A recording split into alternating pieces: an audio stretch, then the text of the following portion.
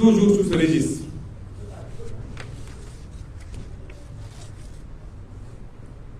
Il faut noter que le précédent dialogue politique nous avait coûté plus d'1 milliard. Plus d'1 milliard. Avec 1 milliard, combien de salles de classe on peut construire? Combien de postes de santé on peut construire? Ils prennent 1 milliard pour faire ce dialogue. Nous, on avait dit qu'on n'y va pas, parce qu'on sait que c'est une mascarade. À chaque fois que Macky Sall a fait un dialogue politique, c'est qu'il a deux objectifs. Le premier dialogue politique, c'était pour faire un arrangement et libérer un détenu. Le second dialogue politique, c'était pour avoir la possibilité de repousser les élections locales. C'est tout. Et je vous dirai cette fois-ci qu'est-ce qu'ils recherchent. Mais de tous ces dialogues-là, vous savez qu'est-ce qu'on a obtenu? Qu'est-ce qui a été réellement appliqué? C'est deux choses. Et ça, c'était des points défendus par le pouvoir. Le premier, c'est le report des élections locales. Et le second, c'est la suppression du parrainage lors des dites élections locales. Il y en a 3 même, excusez-moi. Et le troisième point, c'est l'élection au suffrage direct des présidents des exécutifs locaux, les maires et les présidents du conseil départemental. Les deux dialogues réunis, avec tout ce qu'on a mis comme argent, comme tintamarre, on réunit les autorités religieuses, la société civile, les partis politiques au palais, on fait beaucoup de tintamarre. C'est pour obtenir ça. Si vous me dites, je veux dialoguer avec vous, reconnaissez d'abord qu'il y a un problème. Là où il n'y a pas un problème, on n'a pas besoin de dialoguer. Deuxièmement, envoyez-moi des TDR pour que je sache de quoi il est question. Troisièmement, mais faisons l'évaluation des dialogues passés. S'il y a des choses qui étaient déjà réglées par ces dialogues-là, ce n'est pas la peine de dialoguer. On va demander que ça fasse objet d'application, c'est tout. Mais on va encore réunir des gens pour faire du théâtre, et parce que Macky Sall a ses objectifs à lui. Et comment peut-on dialoguer sérieusement aujourd'hui sans évacuer la question préjudicielle fondamentale? Macky Sall ne doit pas être candidat une 3e fois. Comment peut-on dialoguer sans poser cette question préjudicielle?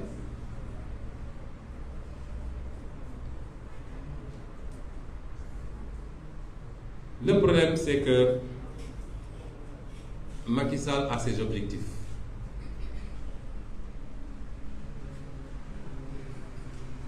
Mais il pense que pour avoir ce qu'il veut, il faut qu'il ait un moyen de chantage sur chacun. Il faut qu'il ait un moyen de chantage et de pression sur chacun. À certains, parce que certains hommes politiques, leur principale préoccupation, c'est le parrainage. Tel qu'il est, le parrainage, ce n'est pas une mince affaire. Nous le reconnaissons tous. Et je tiens à dire ici que notre position a été toujours contre le parrainage. En 2019, je fais partie des 5 candidats qui avaient obtenu leur parrainage. Mais quand l'opposition s'est réunie, j'ai écrit pour leur dire: je propose que nous, les 4 candidats de l'opposition, nous boycottions l'élection pour nous solidariser avec ceux qui ont été injustement écartés avec un parrainage. Et Macky Sall sera seul à l'élection, il sera obligé de revenir en arrière. Des gens ont sorti ce message du groupe pour le donner à un journaliste du pouvoir qui a dit Sonko a peur d'aller aux élections. Nous n'avons pas de problème de parrainage, je le dis ici, par la grâce de Dieu. Lors des dernières élections, il y a une liste qui avait été rejetée, il leur manquait 6 000 parrainages. C'est nous qui leur avons donné 6 000 parrains pour qu'ils puissent y aller. C'est nous qui leur avons donné 6 000 parrains. Parce qu'une partie de nos députés était sur leur liste. Si on ne l'avait pas fait, aujourd'hui, nos députés de Mbacké, ou de Pékin, ou d'Italie, ou je ne sais où, ne seraient pas députés à l'Assemblée nationale.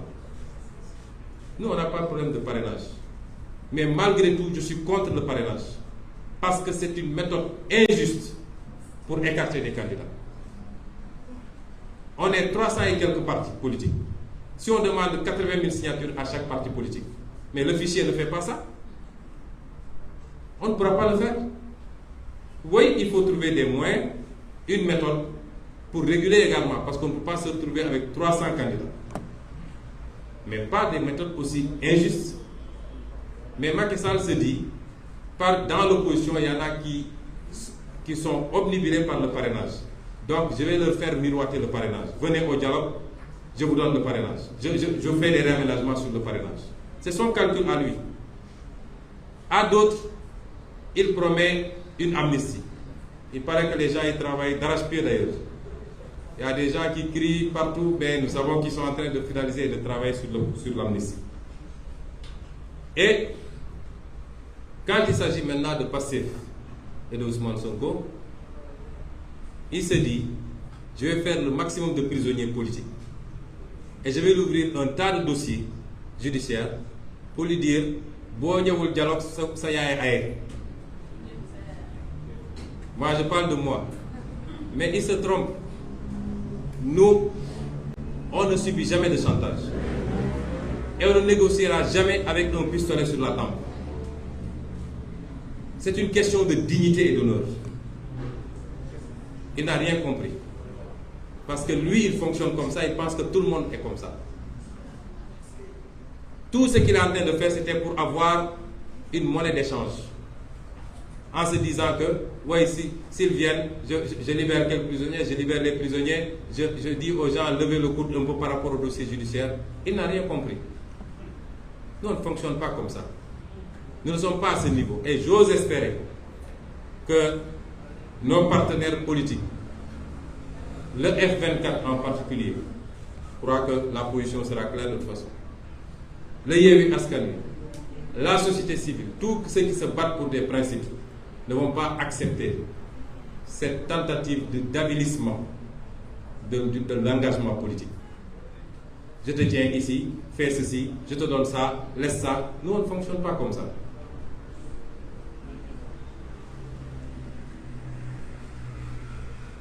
Et donc, l'appel au dialogue, actuellement, pour le peu qu'on enseigne sous ce format actuel, si je devais le résumer, du côté de Macky Sall, on va attendre de voir les réactions de chacun. C'est un appel au dialogue pour liquider ou isoler Ousmane Sonko et le Pastef. Premièrement, essayer de casser l'opposition en donnant un bonbon à chacun et essayer d'isoler Ousmane Sonko. Je rassure Macky Sall, il ne peut pas nous isoler. Parce que nous, au-delà des compagnonnages politiques, le lien que nous avons tissé, nous l'avons tissé avec le peuple sénégalais. Nous l'avons tissé avec le peuple sénégalais. Sur la base de la vérité, d'un combat adossé sur l'intérêt national, sur le patriotisme. Mais ce n'est pas avec des individualités ou des partis politiques. Nous voulons être avec tout le monde. Mais même si nous voyons personne, nous resterons ce que nous sommes et nous serons forts encore parce que nous sommes avec le peuple sénégalais. Le dialogue tel qu'il est conçu pour le moment, c'est un dialogue pour valider une troisième candidature anticonstitutionnelle. Et pour arriver à ces deux objectifs, je l'ai dit tout à l'heure, c'est de faire miroiter des concessions à la classe politique sénégalaise. Et je voudrais terminer pour prendre le peuple sénégalais à témoin. Ces deals de notre âge ont coûté trop cher au pays. Notre génération, en tout cas, ne peut pas entrer dans ces deals-là. Jamais. Nous endosserons, nous assumerons, mais nous ne serons jamais dans ces deals. Ce pays nous appartient, nous le voulons dans la sérénité, dans la paix et dans le calme.